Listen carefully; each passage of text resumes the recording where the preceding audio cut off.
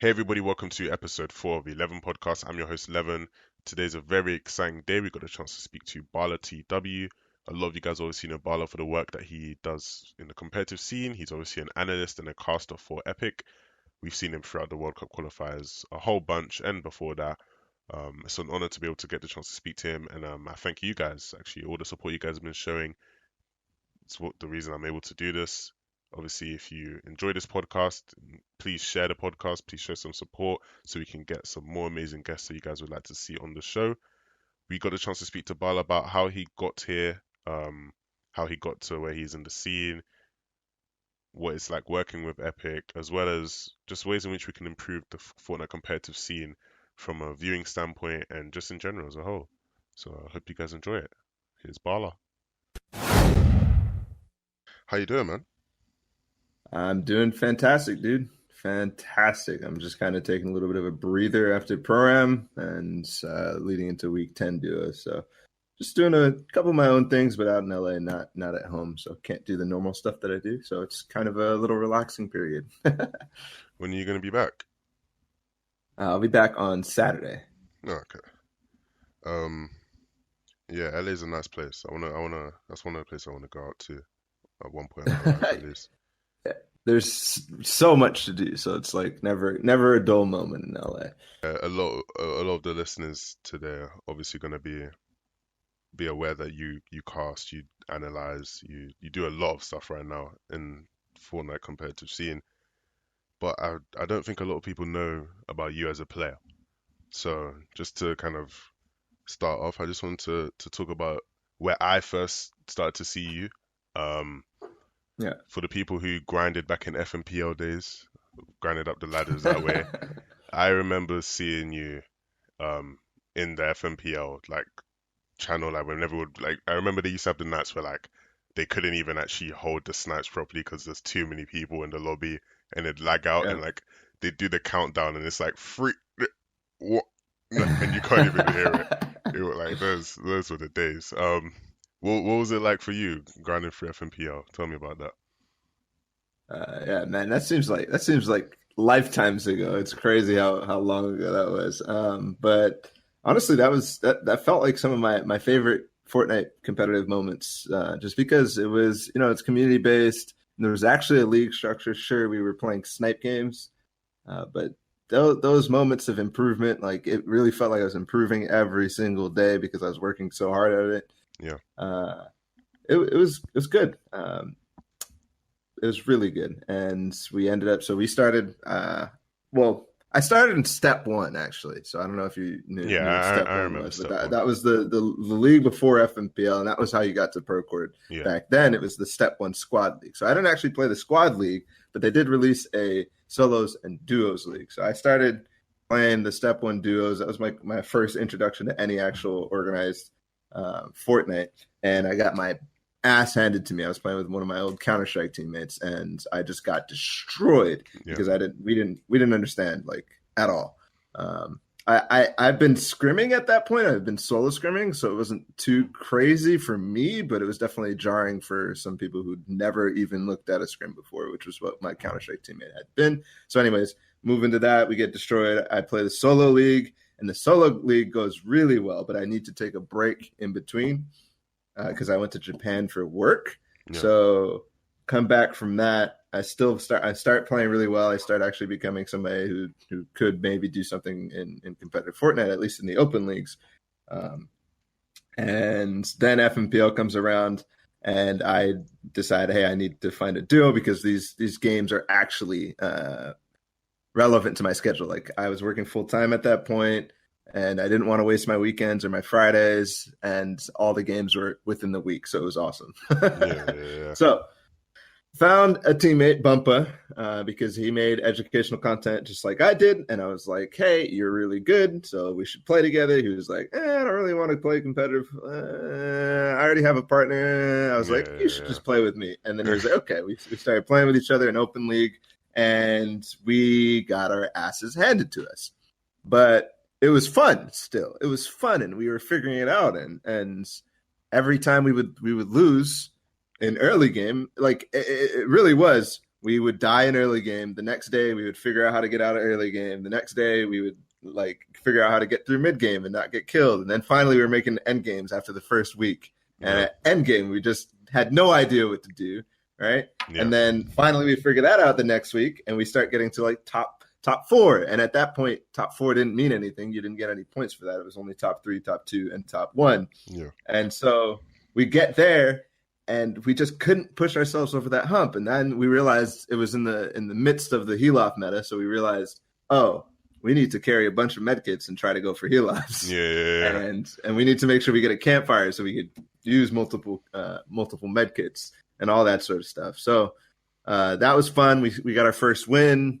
We were every single week we were really, really improving. In fact, every single day we were improving. And then after Open League, we got pushed to Champs League. Yeah. And at that point, at the beginning of Champs League was when TwitchCon was announced. So everybody was like, oh, TwitchCon's the next thing. So I tell Bumper, like, we should go to TwitchCon. He's like, yeah, we should.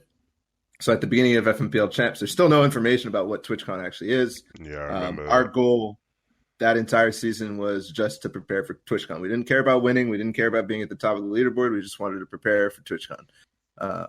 So yeah, it continued to be a grind of just improving every single day. We finally got our first Champs win. And we got our second one because it all reset in Champs League. Once we got into Champs League, it was literally the same thing. We would die early game, figure that out. The day 1, day 2, we'd figure out how to get through mid game and whatever. The only thing that we never figured out was actually how to fight in the mid game because literally we shouldn't have been fighting, but at the same time, like that became a problem for us leading up to TwitchCon and furthermore after that because of kill incentive. So we'd still get destroyed every time we fought. But yeah, FMPL Champs was great. And then TwitchCon rolled around. We had some waffling on whether we were going to go or not, but we decided we were going to go, and Bumpa was on top of getting the sign up. So we luckily became one of the people who got invited. Yeah, that system was weird. Yeah. No, it wasn't like, it was kind of like there was a lot of players who tried to obviously go and they couldn't just because of how they set it up, which was weird. Going into that event though, what were like goals that you set for yourself? Like, because obviously when you see all the talent that's going, surely it can be a bit intimidating. Like, what do we want to achieve here? I don't think we explicitly talked about our goals. I think we both wanted to do well and we wanted to prove ourselves. I think that was the goal. We wanted to prove ourselves, especially for me, because I had already told Bumpa and I had already had this in my head that I wanted to transition into doing more analyst stuff, maybe become a coach and then eventually become a caster. So obviously I'm there now, but at the time I didn't know that it was going to be, I was going to go that fast to my end goals. So I think we just wanted to prove ourselves and we wanted to play it well enough that we would get into Prackcord, which is hilarious to me that was basically the incentive was to play well at TwitchCon. I wanted to get into Prackcord. No, it wasn't I want to win. I want to get prize money. I want to do this. It was, I want to get into Prackcord because that's the next step. Right. Yeah. So that was our goal. And I think we kind of eclipsed our goal at TwitchCon because we did not expect to qualify for finals. We didn't. We were like, if we qualify, that would be crazy. And so we ended up qualifying and it was crazy. And it was probably for both of us one of the, very, very, very high points of our Fortnite career because we did not expect it. I think that's interesting you talk about the Prackwood grind of back then when Prackwood was quite a big thing. I was actually in it. I'm EU. I know those. I'm pretty sure everyone that was NA in that Discord didn't like the fact that EU was in there, but there was a couple of these EU guys that were in there because we had terrible sleeping schedules. We were playing the same time you guys were, so we'd play. Yep. And I very much remember the day you got like put in the server. And it's like the whole chat was flooded with, oh, hi Bala, hi Bala, hi Bala. I was like, this dude should have been here. Like, it's like he should have been here. But yeah, Prackwood, that was kind of a point where you'd realize like, oh, okay, I'm here now. I'm here on the scene. People, I guess, know my name. And for you, what was it like? When did you start to realize you were kind of getting attention for bigger players? I think, well, so I think that like turning point, and again, this was always something that I was targeting, so I expected this to happen. I was trying to again prove myself to the pro community. That was my first step in becoming somebody who would be accepted by the wider community, was be accepted by the pros. So I started targeting pros with my VOD reviews. I wasn't like targeting, like I was just like using them as my subjects, Yeah. so that and I would try. I always find that analysis and educational content was always very shallow in all games, in Fortnite, in Counter Strike, in League, and in any game that I've watched. Educational and analytical content has always been really shallow. So I try to make it so that it actually was something. So the first one I did was actually on Snoot and Thwifo. And Thwifo I've had some conversations with before, and he was already vibing with my content, but he seemed to be like the guy that, you know, would respond to everything. Same with Snoot. So that was already a big step for me, but I realized that, hey, they were just, you know, that's their character. They would just communicate with everybody, and anybody who messaged them, they'd be like, yeah, sure, let's talk. But when I did the 72 hours in chat VOD review is when I was like, oh shit, like this is serious, because 72 hours jumped in my chat, like in between scrims. Like I think he was even streaming. Like he would just be hopping in my chat and watching along. And he was like, "Yeah, that's a good point. We should have done that, or we could have done this." And yeah, I didn't think about how good that was until you said it, and that's that. Now we're gonna do it more, right? Yeah. And so that was crazy. And then at TwitchCon, I actually met him. And we had some conversations. TwitchCon was that turning point for me. It was because when I met 72, I met Chap, and a lot of other people. They were like, "Oh yeah, I know who you are." Oh, the most surreal moment was meeting Vivid, because I was like, "Oh shit, it's Vivid." And I started introducing myself to him, and he's like, "Dude, I know who you are." Like, I was like, "What do you mean?" He's like, "You got the sick cone slides." I was like, oh, dang, because he had watched the games yesterday, or the day before, where we played in the heat. So that was pretty surreal. I had already been having conversations with Elevate, and so I met Elevate and Cease then. That was the turning point in TwitchCon, probably. That's crazy. You speak about obviously the kind of roles that you kind of knew you wanted to achieve. You wanted to become a caster. You wanted to be an analyst, etc.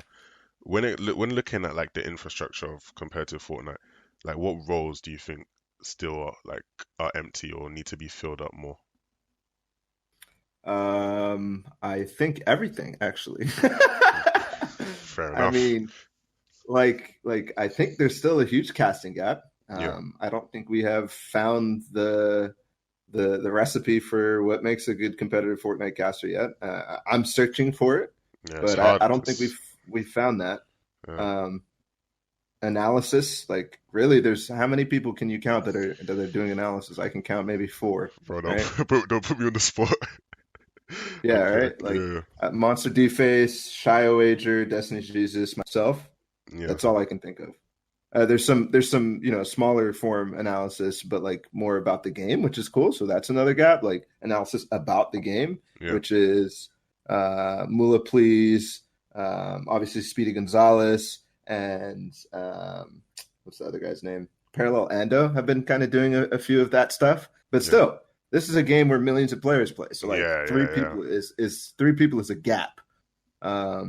Interviewing, I don't think there's anybody doing what you're doing right now. So you're filling it up, possibly unintentionally or just because you wanted to do it. But like that is a huge gap. There's nobody who's literally just going to pro players and asking them questions and getting sound bites from them. Yeah.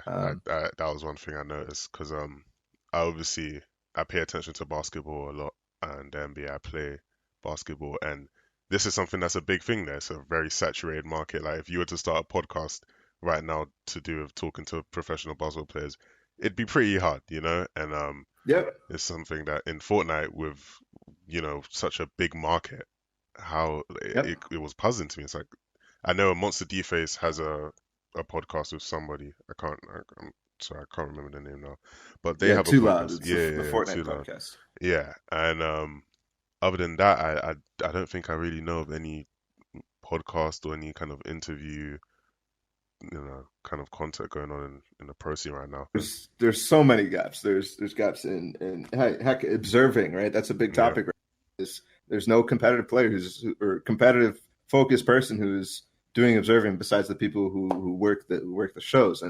And sure, they might be somewhat, they are interested in competitive Fortnite because of how much that's their job. But I don't think there's anybody who's come from the community and hopped on that team or offered their services to a Clay Stelling, for example. Like imagine an observer paired with Clay, and all of a sudden now Clay doesn't have to worry about picking matches. He doesn't have to worry about, who he's watching. He doesn't have to worry about that at all. And he's just focused on casting, right? Yeah. And then he could bring a co-caster and stuff like that. And it can actually become a production from that. Shout out to him, man. He's done a really good job with what he has. Yep. He's filling a hole, man. Yeah, it's true, man. He's filling the hole that I left, kind of, because that was how I got my start too. Was I literally just casted customs, and that was the only way for them to be watched. So I got a shot because nobody else was doing it, and I was trying to improve every single time I did it. So, yeah, huge shout out to him. When it comes to the viewing experience of observing and having more casters, what specifically have you been looking at and trying to find that perfect formula when it comes to casting and the viewing experience in Fortnite? So obviously I think we can preface this by saying that the majority of the community thinks that the viewing experience is poor, right? Yeah. I don't think there's anybody who will say that the viewing experience for Fortnite is great. And the most highlighted reason is that we don't follow the people that people are interested in, and we don't show and really talk about any story at all. Yeah. And so my goal as a caster is to completely flip that, right? I never want people to say that we are not following the stories. We're not getting people invested inside of the players who are doing well. And so sure, it's kind of I have to make sure that I'm working with the show, because without the tools needed to like show off the standings or whatever it may be, the observing, trying to actually spot those players that we need to talk about. Yeah. I still could do a much better job telling people the stories, telling people where item came from, and the fact that he competed at ESL Katowice and he was one of the most standout players who probably nobody had actually seen on the international stage or any competitive stage really, besides scrims and practice in EU. He came out of pretty much nowhere and did so well at Katowice, both in solos and duos. And then now he's qualified for World Cup, and his World Cup, road was pretty crazy because right before World Cup, he split with his duo and he went back with his longtime duo D-Rocks that he had before Katowice, and all that stuff. Like that makes the viewer interested. Right now, I have context of who this guy is, and I've sparked that interest because I start with a question or a statement like, where did this guy come from? And then the viewer where did he come from? Okay, let's walk it through. And then they're like, oh my God, there's something interesting here. This kid is crazy, right? Yeah. So that's my goal as a Fortnite caster, is to make sure we are focused on those and not the action. The action is important. So let me ask you, right? Yeah. Would you rather follow just random action, or would you rather follow consequential events that lead to somebody's win, right? Of course, and a lot of and I don't think people actually realize that, because everybody's like, oh, the observers never show action, and really what they are doing is they're actually showing action quite well. They're finding what's going on the map, but the action is irrelevant to the game because it's two people at the bottom of the leaderboards 50-50ing each other, right? As much as I want to know that happens, I want to know more that 72 hours just landed on a Rift to go, right? Yeah. I want to know that way more. Sure, we don't have to linger.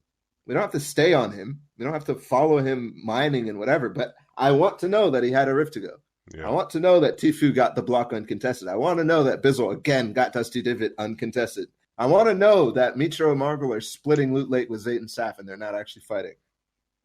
Those are the things that I want to know. We don't have to stay on them. We can go find the action. Yeah. But I want to know that Poach and Vivid are about to fight 72 Hours in Chap in Wailing Woods. Or are they? No. Okay, they're not. Okay, we come on. Like that. That's the thing I want to know. I want that tension to be grown throughout the game. Yeah, like you said, it's just right now, as good of a job the observers do at showing us the action, there isn't much story. There's no storyline driven through these World Cup qualifier events so far, and it's like one thing that's made a big deal of that I've seen in other games, like when I watched a lot of CS:GO, um, you see the stories like the casters, the analysts, they build up storylines between competitors, and I don't think we have enough of that here. So Yeah. hopefully, you'll be back on here in like a month's time, and we're talking about how that's improved somewhat. Yeah. Hopefully. Yep, I'm hoping that New York will be will knock it out of the park. But on the topic of the qualifiers, like that's a whole different beast, right? The story is completely different in that case, right? Yeah, I want to just follow the people who have a chance of winning, and that's kind of what I tried to do through my streams, and I think I did a pretty effective job at those. But really, like if I'm watching a game with Skite in it and he has a chance of qualifying, he's on 76 points. And if he gets 4 points this game, he's probably going to qualify. I want to watch Skite, yeah, right? I don't want to watch the people that are in Skite's game.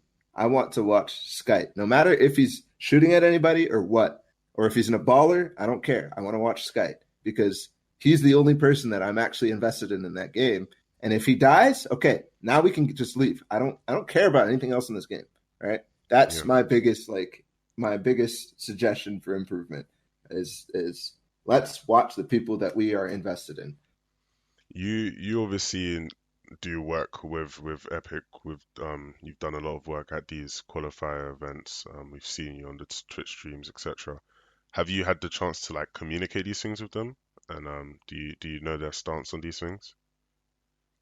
Yeah, I mean, I every chance well, not every chance, but I do take the opportunity that I have presented to myself or that I've been presented with, and I talk these issues with people. Yeah, And I, one of the biggest things that I've done recently is actually I've sent them a document about improving the customs matchmaking experience. yeah, Um, so and that has already led to, well, I don't know if it's what I sent has led to the fact that now nobody can start games and the player count is accurate. And there was much more in that document, so I hope we get to those.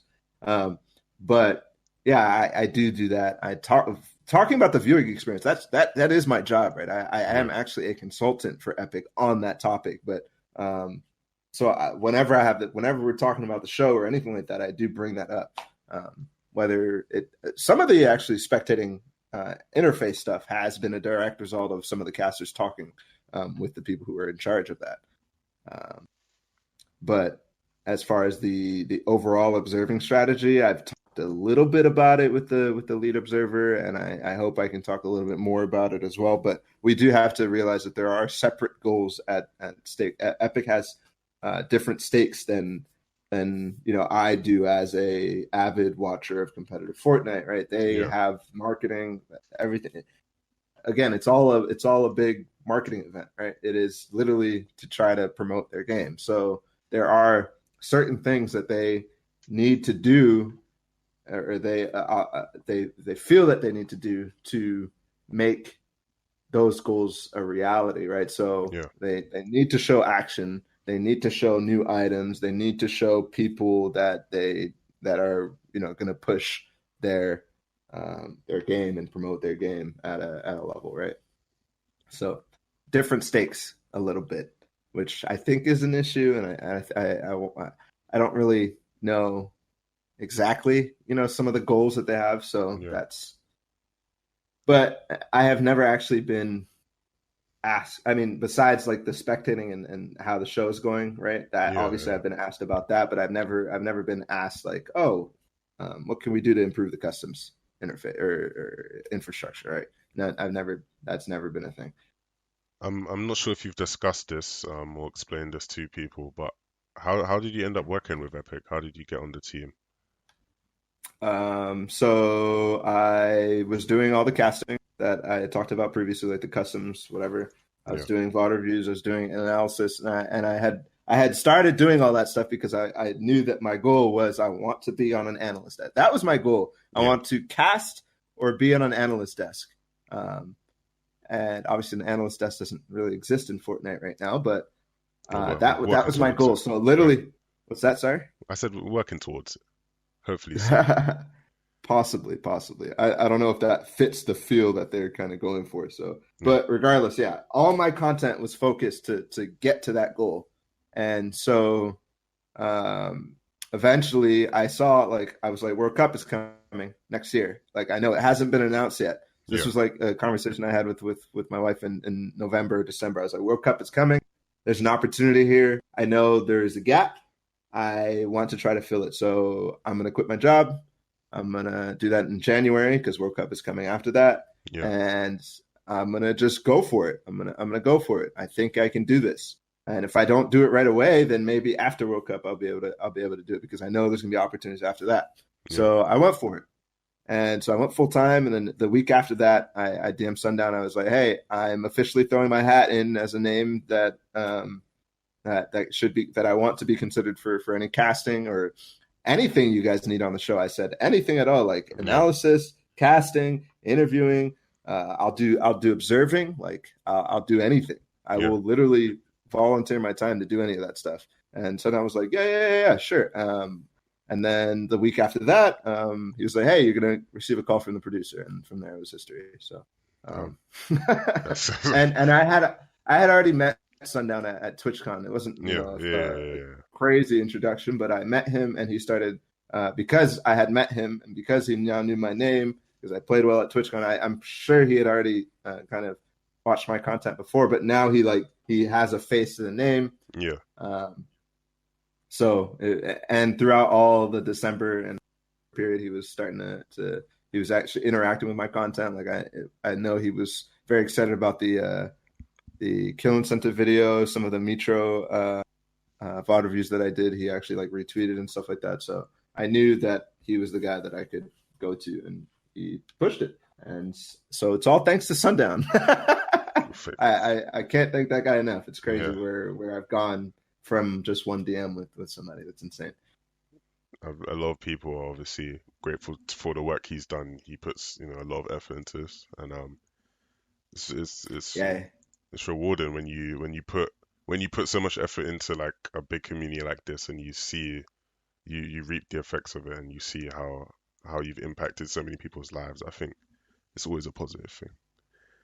yeah. He's the hero that we need but don't deserve. Yeah, I'd say like yeah, he's yeah, the unsung hero of competitive Fortnite. Really. yeah. Obviously this Tuesday, yeah, Tuesday there was patch 9.3 came out. Um, they added a few things, they removed a few things that people obviously liked. This is interesting. I'm trying to think back at, Twitter reactions to different updates and patches coming out. I think this has probably been like one of the best reactions to a patch I've seen in a while, in like a couple of months. Like usually people are always pretty negative on Twitter about the patches, but people seem to be happy about this. Yeah, probably. Yeah, there was always even if there was a good patch, Yeah, there was always one thing in the patch that people would be like, "Oh no, like yeah, this is yeah, yeah, terrible. This is the yeah, worst thing ever." So yeah, I think this is the only patch there has not been one of those things in them. yeah. Besides maybe the Deagle nerf patch with the plane nerf as well. I think Yeah. maybe that one But a big could thing have about also. that even is that that's kind of them like I feel like a lot of people even though they did kind of people were happy about things that they removed and nerfed like a lot of the good patches that we get in Fortnite I feel like are people responding to Epic kind of removing previous things that they've done, you know? Like how often do we get a patch where it's like, wow, they added this and this. That's really good. No, drawbacks to it, no nothing. Like it's just they just added a bunch of stuff and they did a good job. I feel like a lot of the time Yeah, it's like, oh, thank God they finally removed this, they finally changed this, that kind of thing. Um, but they obviously added this chug splash. remove shotgun delay, vaulted dynamites, dual pistols, and Boombo. boombo, and they decreased the range of the combat shotgun. They made it less effective from long range. That starting off with Yep. that, I remember I stopped playing the game right before the World Cup qualifiers started. I took a break from the game, and when I came back, the combat shotgun had been added to the game. And I remember sitting, I remember sitting in creative, right, with some IRL friends. These guys are, some console noobs. No offense to them. And I'm like, I one by one up, like just like really, really high, near the limit, and I'm just like shooting at these guys with a shotgun and like tagging them, and I'm like, what even is this gun? And like that was just I was literally just there like, what is this gun? This isn't a shotgun. Yeah. It reminded me, I don't know if you've ever seen clips of it, when like the game was season one, like 2 weeks after the game had been released. There was kind of like a glitch with the pump where you could like Yep. headshot people, you could like headshot people like with a pump and do damage from like 150 meters. It reminded me of that. Obviously not as much damage being done, but like just that same kind of principle. But what do you think of all the things that they did in this patch? I think it's all good. It's all very good, and it's definitely addressing some issues that were everywhere, really. Loot pool has been addressed, right? Yeah, Because they vaulted a couple items. Boombo is definitely an issue. But I think the thing was that it overlapped with the proximity gel a little bit, so removing redundant items is always good. yeah, Combat shotgun range was an issue. Shotgun delay being removed is so awesome yeah, because it did not fit in the game as it was implemented yeah, because nobody used two shotguns. Obviously, it was because of the shotgun delay, possibly, but still, that the way that it was implemented really made it so clunky using a single shotgun. So I'm very happy with that. I unfortunately haven't gotten a chance to actually play without the shotgun delay on one shotgun, but yeah, I don't know. I'm very happy with that. That is something that we asked for as a community, and they reacted to it. And then the addition of the chug splash is my favorite part because I think that adds an element to the game that is going to be very interesting if they continue to push on it, which is adding a healing element to your gameplay. Right? You now need to not only think about actually killing your opponent in a build fight or anything like that, or in a box fight, but you yeah, also need to be thinking about your teammates' HP. I mean, we are already doing this to some extent, but now I can do something immediately about it. It's not just yeah, dropping a mini. I could literally look over, throw a chug splash at my teammate, and then yeah, get back to box fighting.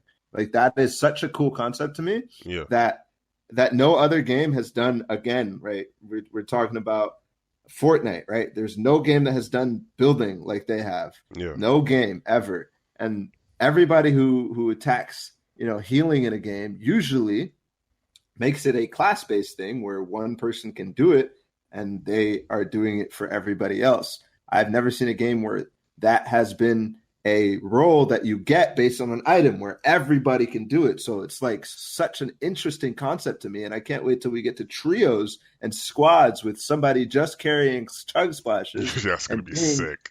the healer, right? Like that is so cool. And it could be anybody, right? Yeah, Anybody that gets chug splash is now has that element that they also have to be healing their team.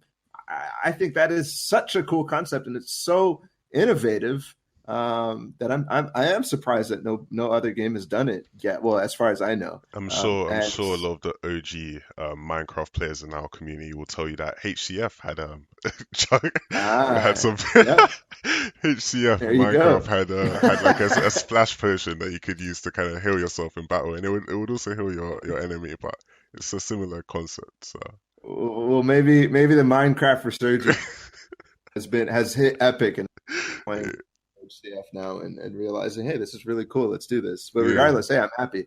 I think this is a great addition. I think the only issue is going to be possibly heal ups with it, but we'll see. I can't wait to see what is actually going to be the consequence of the chug splash in that uh, game. uh, but obviously the World Cup solos are done. As we speak, the World Cup duo qualifiers are happening in the EU, the semi-finals. What's your general take on the solos? What did you enjoy about it? Um, yeah, let's start with that. What did you mainly enjoy about solos? I liked the Dubs blowing up and Clicks blowing up and Booga getting the recognition he deserves because all these guys are such fantastic players mechanically and like they have just the quickest decision making that I've ever seen. Yeah, So I don't necessarily think that they would have been the same stories that they would have been without the solos yeah, because Booga hasn't qualified in duos yet. Obviously, Clicks and Dubs and Mega and all them have qualified, and so obviously it would still be the same story there. But I'm just excited that that was a thing in solos that they are the most dominant players we've ever seen in solos, at least in the World Cup qualifier format. Um, there are some other things about the solos. It's just always I like the fact that we are giving people the opportunity, people who don't have teammates to play, and people like myself to play over the weekends and stuff like that. Um, but yeah, it's for me like it's really frustrating that we're switching every single week because not only is the entire practice scene shut down for solos, and when we switch to duos, it's the other way around too. yeah, And just solos gets very, very static, right? I have literally gotten so bored of doing solo VOD reviews because I feel like I'm watching the same thing over and over and over. yeah, And sure, there might be some slight innovation.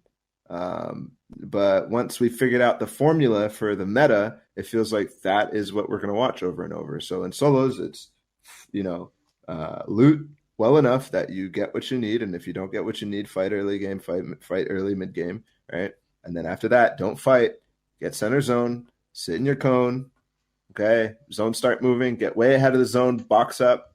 Okay. Look back, start gatekeeping. Okay. Use your shadow bombs, get way ahead of the zone, box up, start gatekeeping. It's the same thing yeah, over and over and over and over. And it's very, very, it's just boring at this point for me. yeah, Like there is no ingenuity. There's nothing crazy about it that I'm like, oh wow, that's really cool. So I have literally I stopped VOD reviewing solos.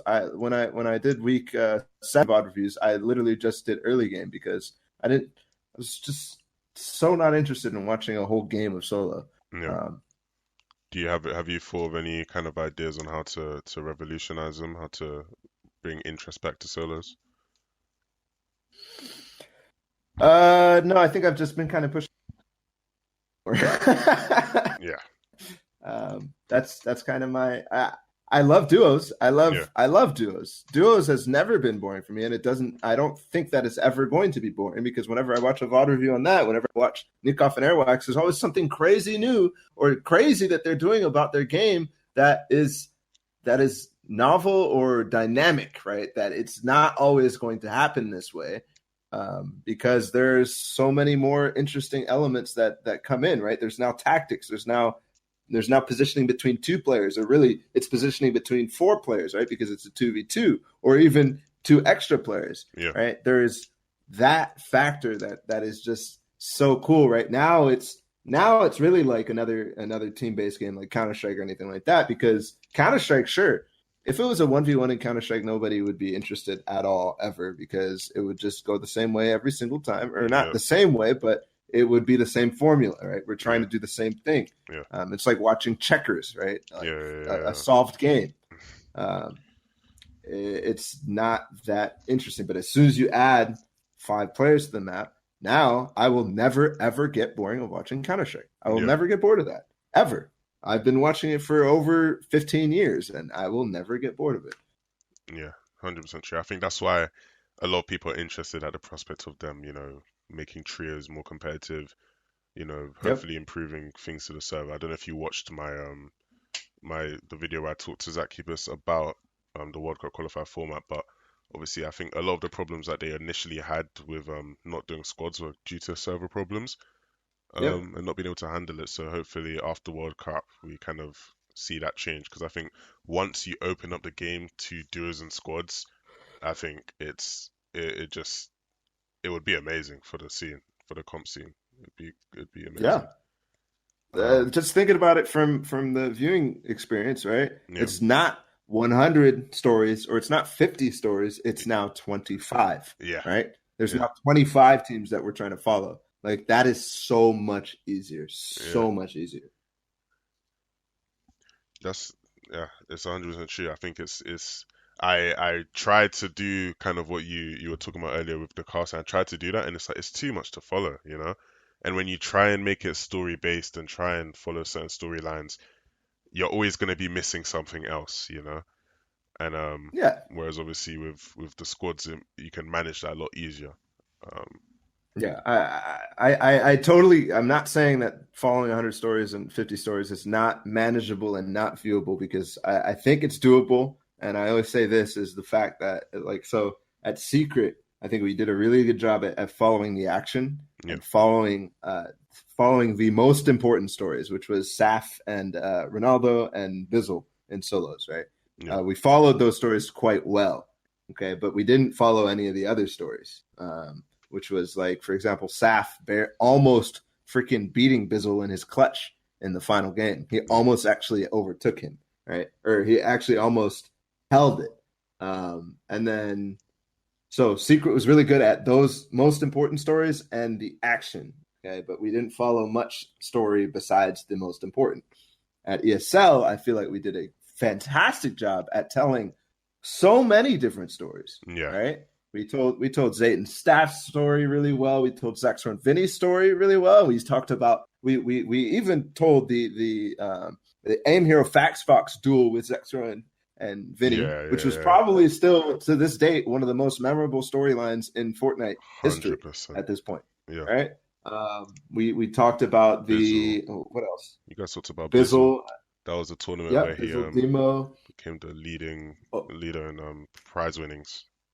So yep, that was a good exactly. storyline. So I totally think it's possible. I just think it would be so much easier in trios or squads. There's other issues too, though. Like it wasn't just server performance for squads, right?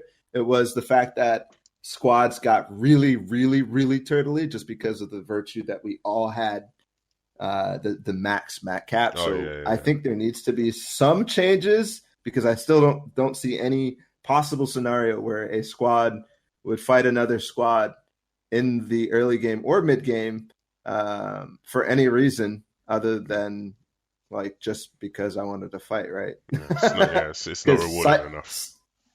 there's no fight recovery yet. Yeah, There's no, or at least in squads, right? In duos and solos, there's a siphon, but I think the siphon values would definitely need to be adjusted, yeah, or even the siphon mechanics slightly changed. There would definitely need to be probably a little bit more incentive to go for map based objectives like the mobility items or mobility places around the game, and also supply drops, yeah, right? Because there's right now it's sure you get an RPG, okay, but that's actually RPG still could be quite good, but I feel like that needs to be there needs to be more of that sort of thing where we will literally force people to fight because they want to get a supply drop. yeah. Right? I've always from back when I used to play, I've always been a big believer in if you say to everyone on the map, obviously maybe not this extreme, you have to think about balancing things and whatnot, but if you said to everyone on the map, um, if you open that supply drop, you're guaranteed XYZ amount of shields, an RPG or a heavy sniper or something of that sort, you're guaranteed that. People are going to fight for it, and it becomes now a place where, as a caster or as an observer, you look to those places to develop your storylines. Um, Yep. it's a win-win for Yep. both sides of the fence. Exactly. Like so, I'm a firm believer that any fight incentive, anything that is literally to push people to fight, Yeah, has to be in the form of it has to be in game, and it has to make your chances of winning the game higher. yeah, If it doesn't do that, then it's going to be counter to what we want as spectators, which is I want the victory royale to be very important. I want placement to be very important, and I do want people to fight each other. Right? That's basically what I want as a spectator. yeah, And so fighting is very important, but we need to incentivize fighting in the form of better chances to win the game rather than like the random like here's $1 million because you got the most like that sort yeah, of thing doesn't translate to having that team actually trying to win the game, right? It doesn't. It has to make it so that you have higher chances to win the game.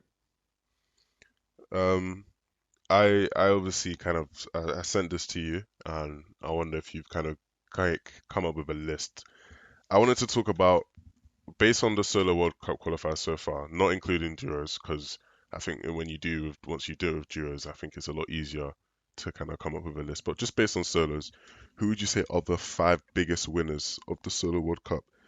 And of course, that can be an org in general for players that they picked up. It can be anyone involved. It could be the viewers themselves. Just who do you think are the five biggest winners as a whole? Uh, so I would definitely say E11 Yeah, because they have 100%. Stumpy and Shinken, Yeah, and Stumpy and Shinken are the clear favorites in duos to win. And then obviously Item and then Blue Tea as well qualifying. I think E11 has done very well this World Cup, yeah, and yeah, I would say Dubs as well because he has survived the most adversity that anybody seen in competitive Fortnite in the form of the cheating allegations. And yeah, he has just exploded in terms of he's actually probably the guy with the best. I actually saw a post on Reddit about this, and I completely agree. I've talked to this kid. He is the most positive, the most composed. I never hear him rage. I yeah, just hear him having a great time. And so I feel like he's one of the biggest winners for sure. And he's also clearly a favorite to win in both solos and duos. Um, but obviously there's some, he hasn't played on LAN yet. He hasn't played on a stage yet. He hasn't done any of that yet. So we'll see about if that holds up. yeah. Um, I think, other winners here. I'm trying to think of some more entities that could be winners. I'll throw one into the table if you don't mind.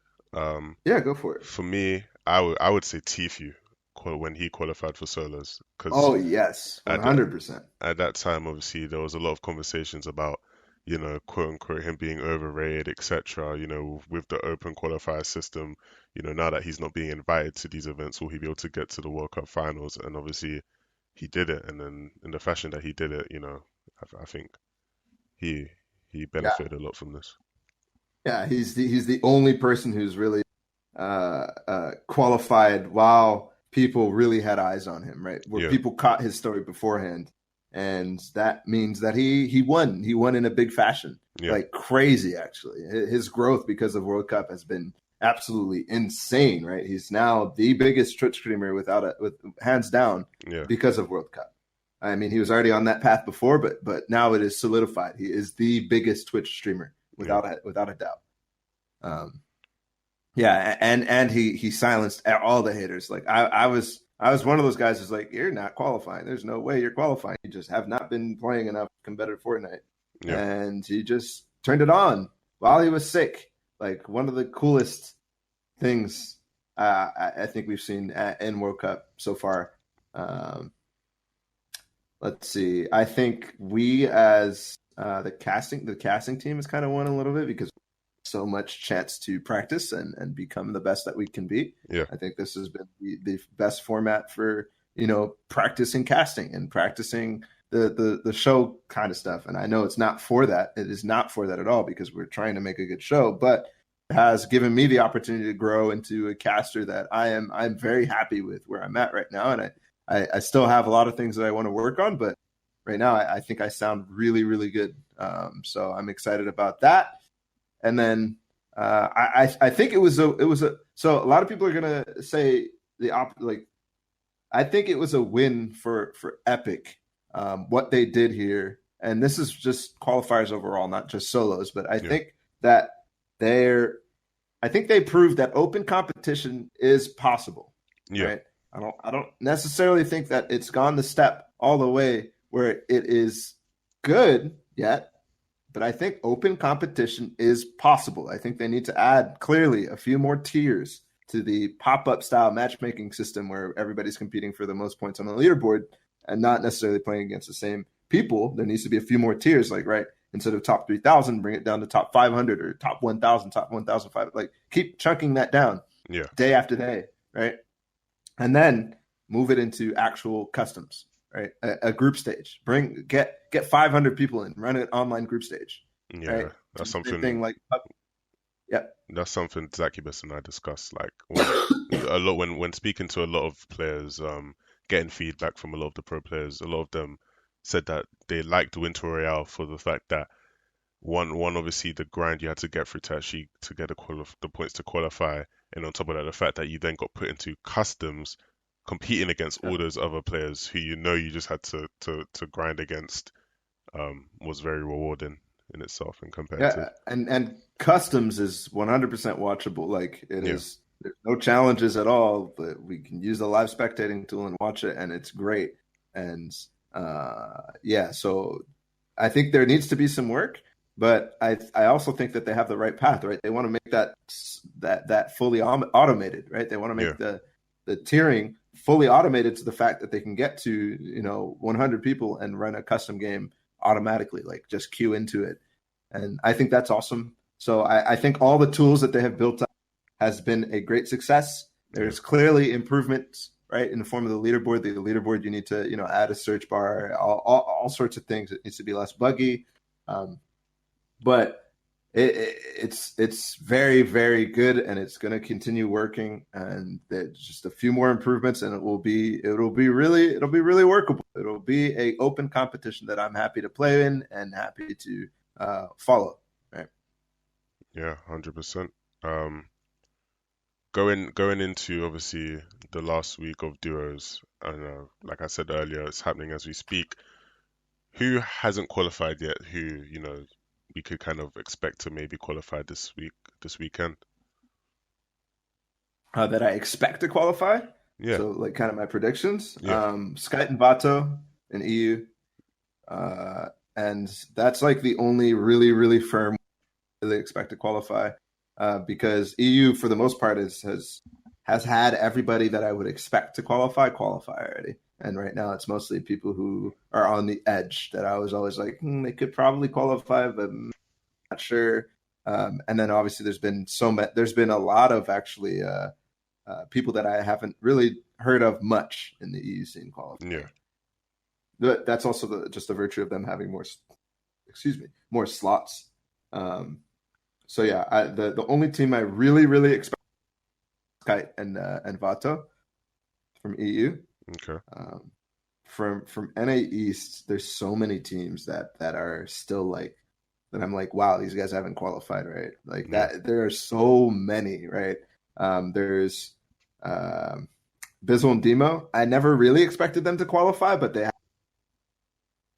right. There's Aspect and Animal, who everybody expected to qualify yeah, in week number 2, yeah. and now Aspect has qualified in solo, so maybe he can push that over and carry that to duos, and has the confidence to do it in duos now. But still, like, we expected them 100%. After Tfue qualified, I was Yeah, like, okay, yeah, they're going to qualify in yeah, duos, yeah, right? yeah, Because he's playing out of his mind, and the week after he qualified in solos, him and Cloaksy had a great performance. I think they got like 8th or something like that. So it was like, wow, okay, there's actually a possibility here. Same with Ninja in Reverse. They've been getting so close, yeah, yet just not pushing over. So there are so many teams out there that I'm just like, NA East is going to be hard. yeah. NA East is going to be really difficult. And so I have no clue. NA East to me is up in the air.